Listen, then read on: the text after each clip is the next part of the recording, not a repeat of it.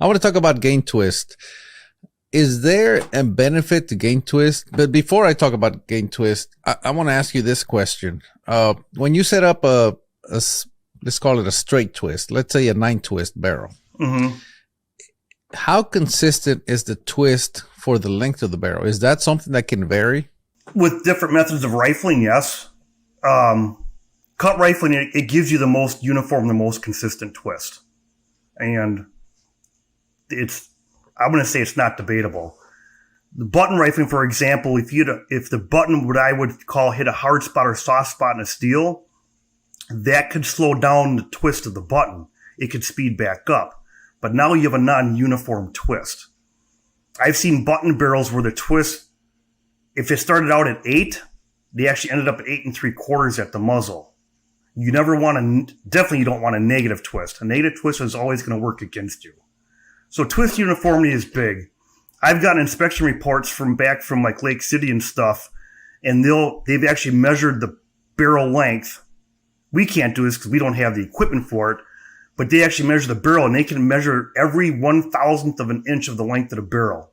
And they actually printed out what the twist was going down the whole length of the barrel. And it was super, super consistent. I don't think you can make it any better, at least with technology that we have nowadays. Yeah, well, that was the reason I was asking. I was worried that if it's inconsistent, it's going to be, it's going to be like hitting the brakes on that bullet.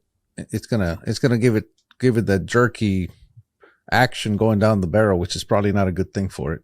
And the same thing with bore and groove sizes. If the bore and groove size is varying going down the bore, you got tight spots, loose spots, it's going to affect it just like the twist variance. If the twist is varying, or especially if it's negative, it's going to affect the way the bullet's going to fly and the way the gun's going to shoot. So those reamers, when you guys ream a barrel, how long is the reamer itself? Well, I didn't think about even having one of those.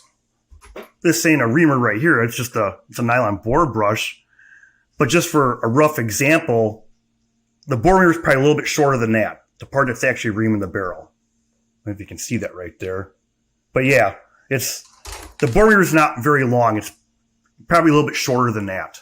And it's attached to a long hollow tube rod that the oil flows through. So that reamer, it reams in and out, I assume? No. Or just one way? One way. You have to pull the reamer. You cannot push the reamer. If you try and push the reamer, reaming a bore, reamer's not going to cut the size. So the reamer, you basically pull it through the barrel, and at the end of the reamer where it's entering in, it's got a cone on it. So it's going to follow the bore. So you always pull the reamer. You don't push it. Okay. So how long does a reamer last? There's no hard numbers. We do a couple of things. We don't mix our reamers. So if we used a reamer in chromoly steel, that reamer doesn't go into stainless steel. And the same thing with our BB material. We don't mix the reamers up. Once they're in a specific type of steel, they stay in that steel until we consider the reamer done. How good the steel is machining, that's a variable. How good the reamer's ground, so on and so forth. We check for size and we check for ream finish. And usually what happens is you might still have size, but the finish is going to start getting worse. And usually that's a time indicator that, hey, it's time to pull the tool. You could get, I'm just picking numbers here. You could get 400 barrels out of a reamer.